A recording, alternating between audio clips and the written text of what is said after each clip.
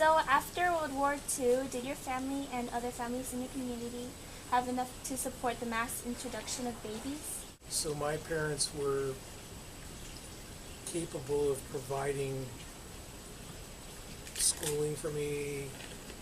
We had enough to eat. We had clothes to wear. We had a home to live in. And I believe that we weren't short of anything. So, yeah, I think both were working, and both had good jobs. So I think we did fine. Did you have a lot of siblings? I have two younger brothers. Oh. One's a year and a half younger, and one is 6 years younger. Have you met any families with more than like 3 siblings? Have you met any families like with a lot of kids, or like 5 kids? Or? I'm sure I have. I don't recall them, or they're not in the circle of friends that I have. So there's other families that have 3 kids, maybe 4 kids, but more than that is not the norm of what my circle of friends are. Okay. Yeah. And if like people from your generation, like during that time, like would people look down upon families with a lot of kids or with one child? No, I don't think so. No, I never noticed any prejudice toward a large family or a small family when I was growing up. It wasn't something people were concerned about at that point. Were you kind of introduced to a lot of ethnic groups? So when I grew up in a predominantly white area. And the other race that was predominant in that area was black. And those groups were separated by city lines and a river. So in my school, it was 99% white. So we weren't introduced to much of that cross-racial differences. There was competition between high schools on football and wrestling where those schools met, and you would sense racial tension when those schools met. So I can recall one football game where there were a group of individuals in our side that were flying a Confederate flag and yelling the term Zulu at the other team. So not something that I remember in a proud way, but it was something I remember. Yeah, so like people would look down upon like African Americans. Would they kind of show their hate towards them? There were instances of that, yes. There was discrimination. There was, I assume there was hatred toward. I didn't sense that. I didn't feel that. But, yeah, I know some of my parents' friends that hated black Americans. Yeah. Did your parents' friends know that you were okay with them? Or that you were okay with them? My parents' friends knew that we didn't feel the same way about it, because my mother spoke up against that feeling and those comments when they were made. So she expressed her dislike of those comments. And how did they react to it? They just shrugged it off. They shrugged it off? Yeah. Did they treat her any differently? No. They treated her as their best friend until they recently died. Yeah. So, and that was 50 years ago when I remember that episode. Yeah. Have you lived through the Black movement, the Civil Rights movement? Sure. You Yeah. did? Do you in remember the late anything? 60s. Do you remember anything about that? I remember, so if you're talking about the late 60s, I was in high school at that point. Mhm. I remember walks, marches, demonstrations for civil rights. Mhm. The middle 60s being the civil rights demonstrations down south. I remember seeing Martin Luther King speak. Mhm. I remember when he was assassinated. I remember news reports of Black Panther activities and things like that. Mhm. So yeah, those were prominent in the news when I was growing up. So, When Martin Luther King had his speech, do you remember any people in your community like going against that and like verbally saying no, this he shouldn't be doing this, like we shouldn't have this movement? I don't recall that. I got to believe it was there because I lived in a white community, or that's where my parents raised me. I have to. Hopefully, I'm not naive, and I believe that it was there, Mhm. but it wasn't openly expressed in my presence. So, I had a small set of friends, and I don't recall explicitly them saying things that were ultra aggressive toward that movement or those feelings of, say, equality. Right. Yeah. So I think they were kind of ambivalent about it. They weren't really. It didn't affect them directly in our setting where we lived, Mhm. so they weren't directly affected and not directly concerned about it. Did the topic of the American bombing of the Japanese ever come up in classrooms or newspapers?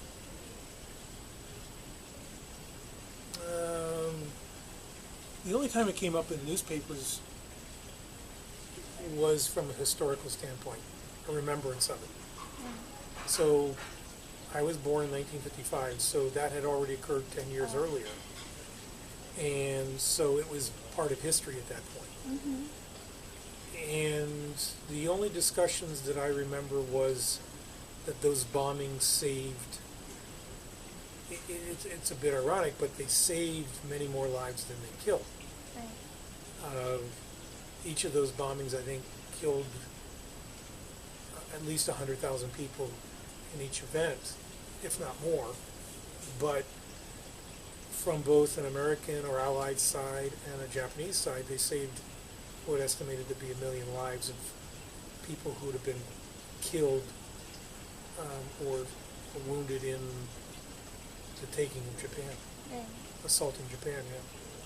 So I remember it from that standpoint, and obviously because the Americans did it, it's always been portrayed as being a better.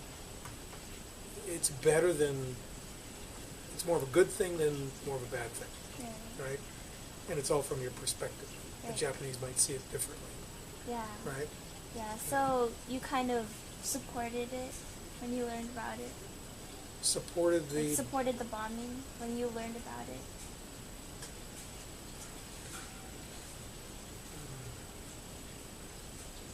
You get caught up in the propaganda, Mhm. and you want to say that you did that. I look back and I'm saying, well, I might be more of learning it from a historical standpoint than whether I supported it or not. I only know what's presented to me in the news, Mhm. and if the facts are that it saved many more lives than it killed, then you would gravitate toward maybe supporting it, Right. right? But I don't have a strong feeling. If I lived in the era of 1944, 45, Mhm. and could express, obviously no one knew about it, so they couldn't express whether they supported it or not prior to the event. Right. But when it's fresh in their memories, a lot of people I'm sure had feelings positive and negative against it, Right. right? Yeah. So I don't have strong feelings one way or another about that particular event of dropping that bomb. It happened. and it killed a lot of people. You know? So that might have been one of those events of war that's regrettable but might be necessary. Right. So. And because, like, you know, the Japanese were seen as the enemy during that time, do you think that kind of influenced you or influenced people in your generation to think that the Japanese are bad? No, I don't believe the Japanese are bad. But before? Well, I mean, I can think of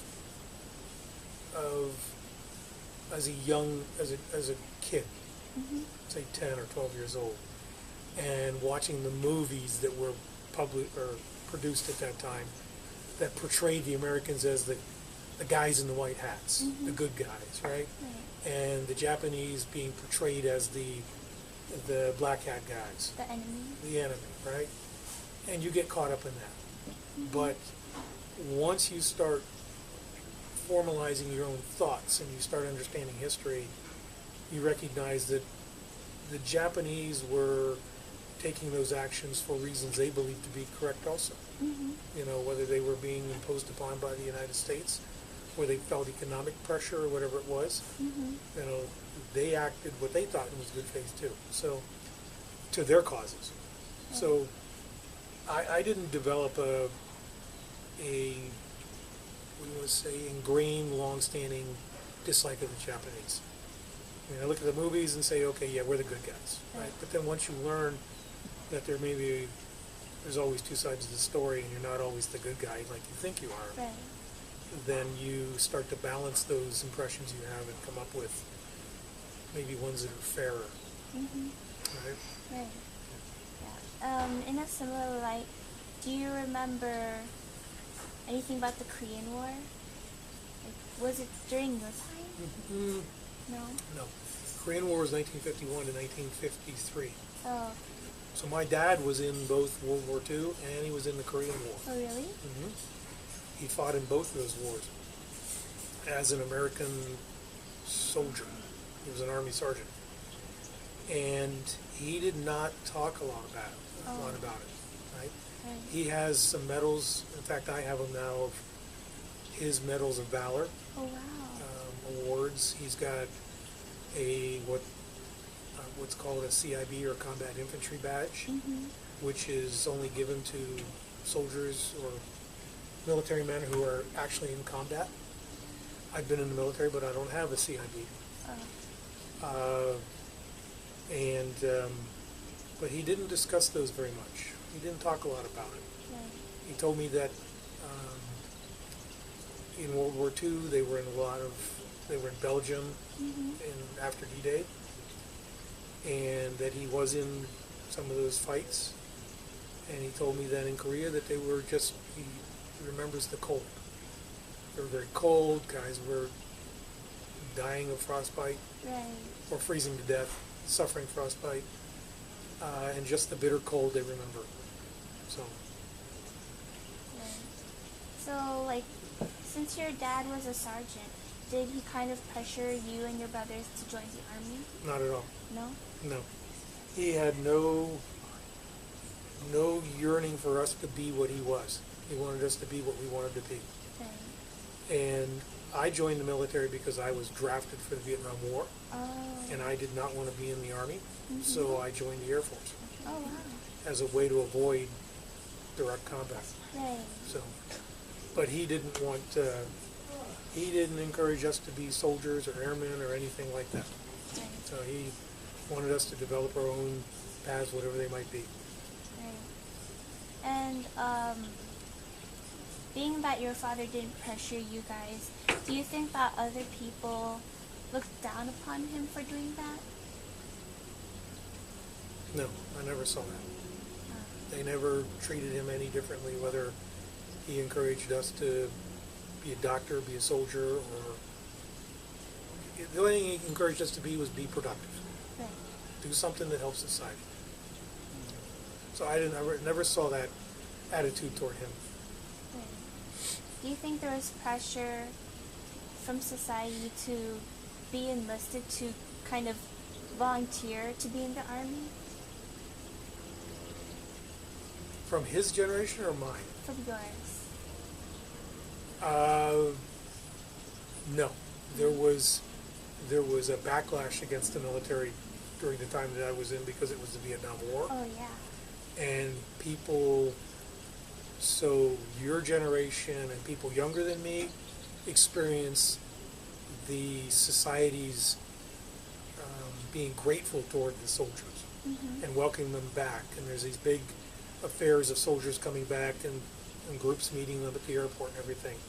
From the first war, from the first Iraq War, second Iraq War, that kind of thing, right? Right.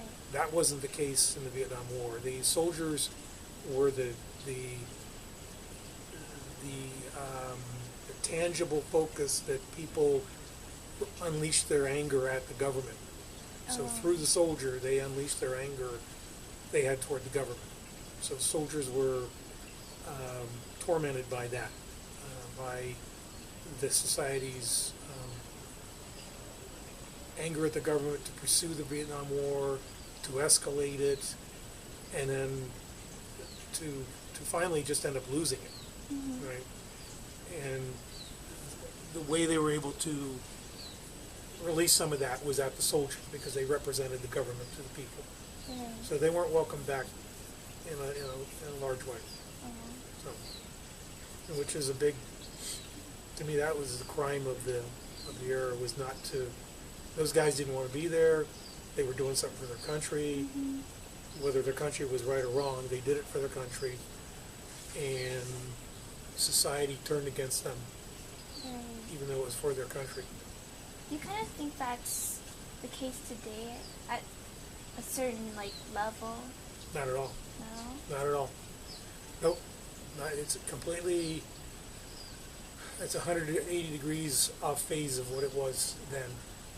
People recognize what these men and women do by going into the military, by going over there and fighting, by addressing the threat that the Taliban, Al-Qaeda, ISIS poses to the United States. And while we ought to pay them more and give them more benefits, society in general is very grateful for what they do, and they recognize what these people are doing. They recognize the scars, the injuries, the lives lost that are being given to protect the country. Right? People these days recognize the threat is real now. It's not in some foreign land. It's not in Vietnam. It's not in Germany or Northern Africa, right? That kind of thing.